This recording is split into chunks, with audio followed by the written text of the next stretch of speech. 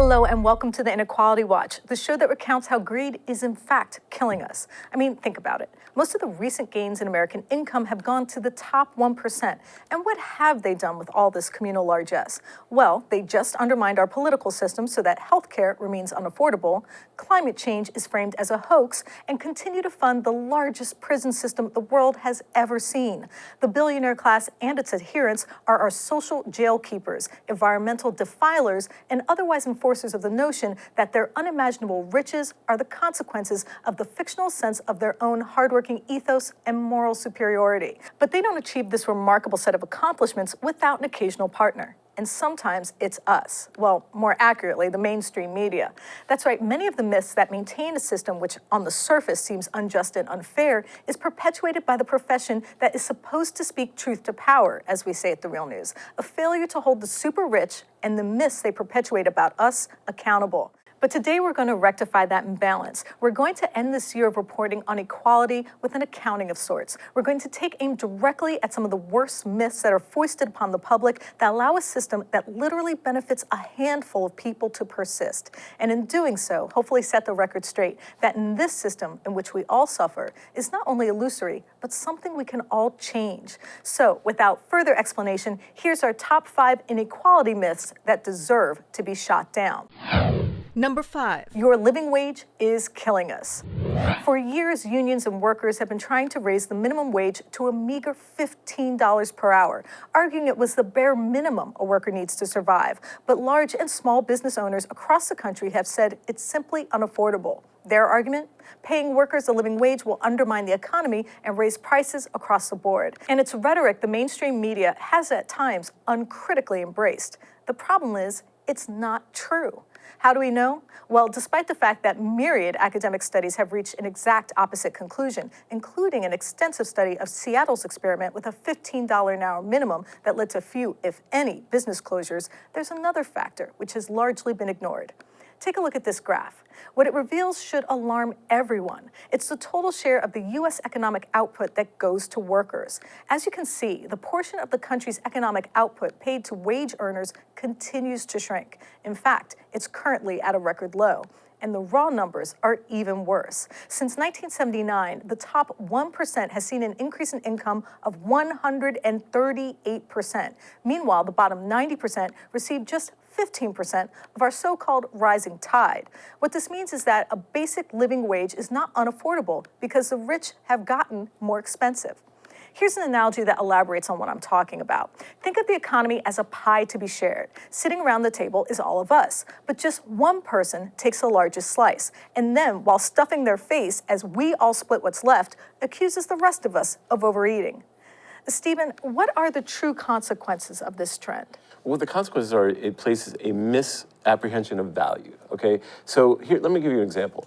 I was a college professor. I taught college-level journalism, media literacy, a bunch of things. I was paid roughly $3,000 for that. And so basically the value of what I did was framed at around $2 or $3 an hour. Meanwhile, an investment banker or a hedge fund manager in a day, clicking on a computer, making a couple trades, is deemed to be worth $2 billion or something, or whatever he does. And there is this misapprehension of value that is tied to the rhetoric we're talking about that permeates our economy. The people, the rich have convinced us through these type of myths that somehow their contribution is more valuable, inherently unvaluable. But I don't think a college professor teaching 30 students is inherently less valuable than a guy trading a couple stocks. It's all BS, and part of the BS is this myth that we can't pay people a living wage because suddenly it'd be unaffordable. The people who are unaffordable are the rich. Number 4, the Unaffordable Care Act. To understand how mainstream media incorrectly frames the debate over Medicare for All, let's watch these 2 questions from Democratic presidential debate moderator, CNN's Jake Tapper, and New York Times editor Mark Lacey. They pose these questions to the most progressive candidates, Bernie Sanders and Elizabeth Warren, respectively, about health care. At the end of the day, and by the way, the healthcare industry will be advertising tonight on this program. Thank you, Senator. Senator Warren, it's your turn. Oh, can I complete that, please? Your time is up, 30 seconds. They will be advertising tonight with that talking point. Will you raise taxes on the middle class to pay for it, yes or no?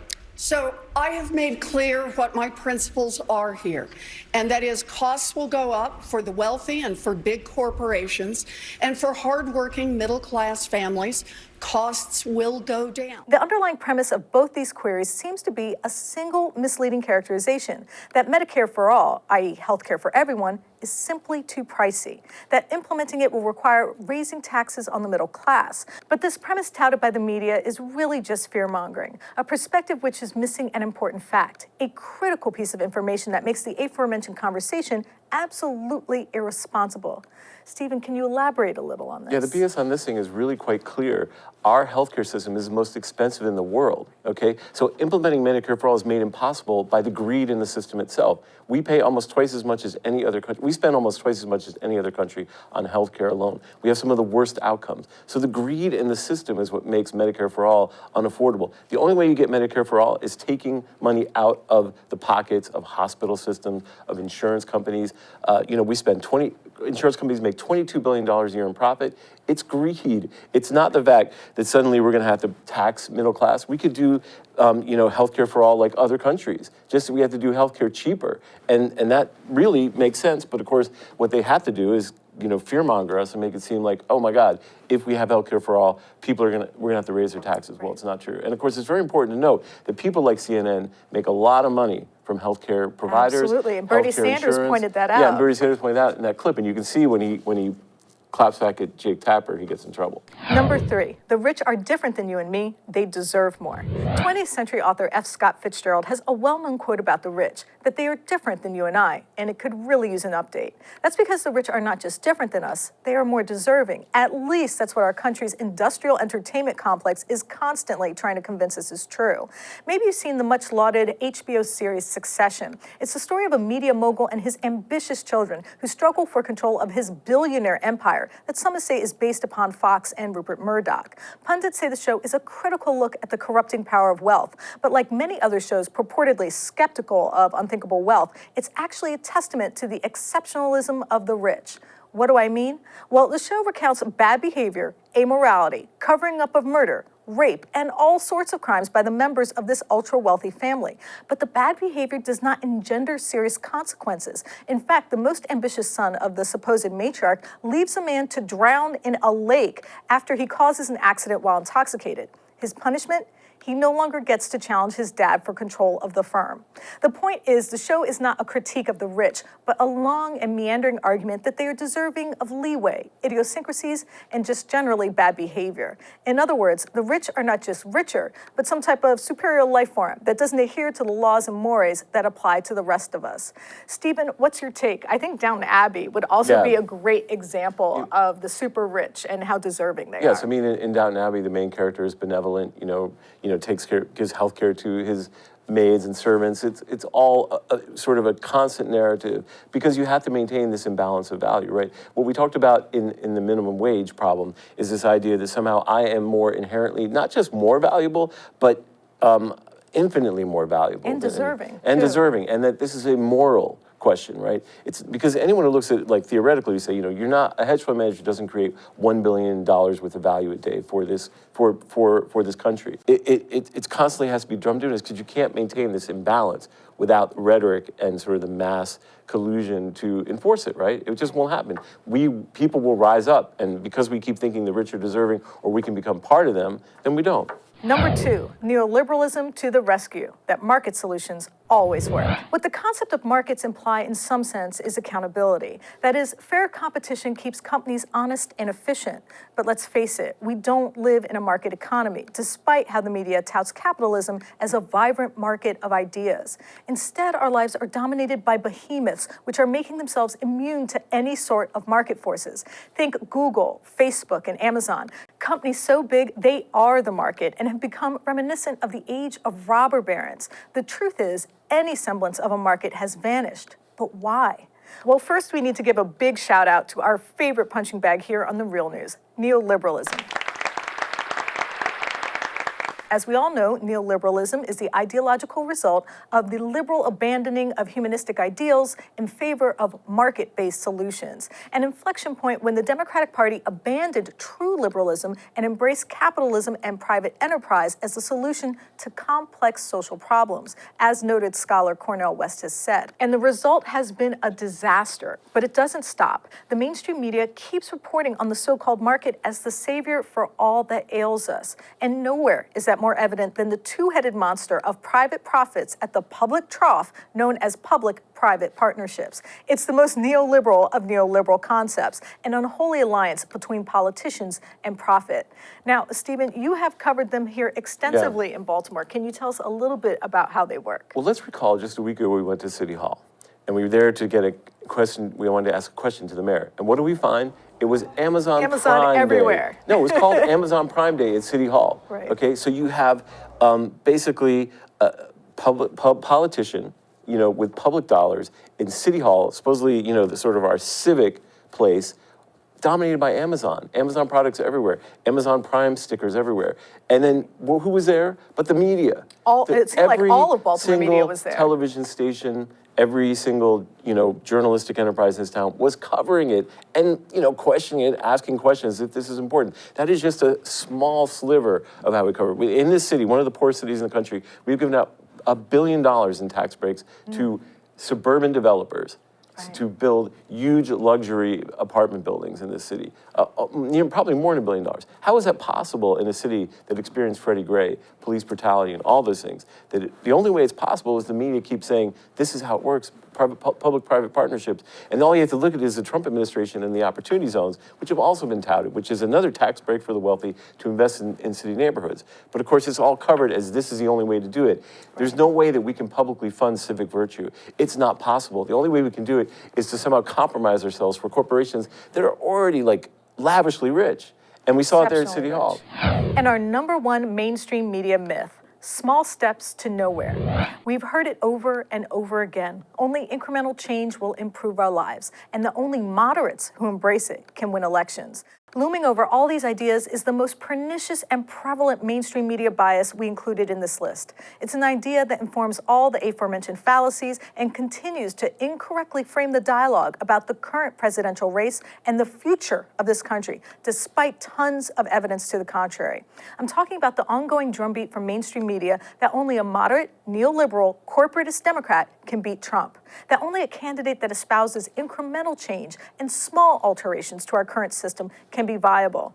It's kind of a funny premise, given that our current president rose to power claiming to be a disruptor and to drain the swamp. It's even funnier when you consider the fact that Trump has broken every rule of establishment incremental politics and won while doing it. Such an unorthodox candidate, you would think, would inspire new ideas and candidates with bold visions. After all, we had a front row seat on the "How moderate can I be" candidacy of Hillary Clinton in 2016. We saw how Clinton's ties to investment bankers and the ultra-rich made her less appealing than a billionaire bully.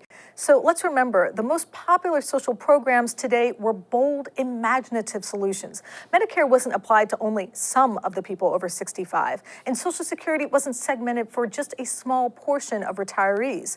The point is, true change requires bold thinking and vision, not a step-by-step path to some unforeseeable goal. As our previous point on income inequality makes clear, millions of Americans have been left behind. Hardworking people in this country grow broke every day because of healthcare bills, or even worse, can't get treatment at all. And this country incarcerates nearly 2 million people, more than any other country in the world. So how exactly will incremental change fix that? Stephen, why does the mainstream media keep buying into the idea that a moderate is what we need? Because the system itself bolsters them. In other words, they are already bought in the system. Companies like CNN and Fox and even MSNBC, to a certain extent, are funded by the same people that are benefiting from this idea that we can't have a just and equally positioned society. In other words, they make money off our inequality. They are the main purveyors and bolsters of inequality because it's profitable for them. So they have no incentive to pierce the smith. And one of the ways they tout that is to say, oh, people want a moderate. Do you think the people who voted for Donald Trump are going to vote for a Democratic moderate? No way. But they might vote for a Bernie Sanders a person who's progressive who actually offers to address some of the pain they're feeling. You know, someone who comes out and seems authentic. Right. I'm not touting Sanders, but I'm saying it's a bunch of BS that some moderate candidate is going to come along and quote unquote unite us, which simply means that I'm going to unite you behind the corporatism that has united me behind a lot of money. You know, Right. so I think that this myth is profitable. And it keeps the status quo, and it keeps the companies that are doing quite well. Let's remember, anchors for CNN make millions of dollars a year. These people don't have to worry about healthcare. They don't have to worry about where their next paycheck is coming from. They are rich beyond what we can even imagine. Very so what true. would make them, you know, critical of a system that is otherwise killing people? So if there is an underlying message to this show, it is this. The mainstream media is sometimes part of the problem. It can't and perhaps won't critique the underlying system that nourishes it. The unequal and inefficient pathos of inequality that defines this country needs myth-making to perpetuate itself, and the media which it funds is all too eager to provide it, which is why we always have to be cognizant of our sources of information and how it affects the way issues play out in the real world. It's part of our mission here at The Real News because we don't and won't accept corporate or government funding. It allows us to critique the aforementioned fallacies and hopefully add some useful context to the debate. It's something we should all consider when the pundits and the politicians tell us a society where healthcare is a human right and a living wage is the law of the land is simply impossible. When we hear that Medicare for All will never happen and the rich will never be taxed fairly, it's a concept we need to keep front and center when progressive ideas are labeled as unrealistic or pie in the sky. I want to thank Stephen Janis for his invaluable help in creating this analysis. My name is Taya Graham, and I want to thank you for joining me at The Real News Network.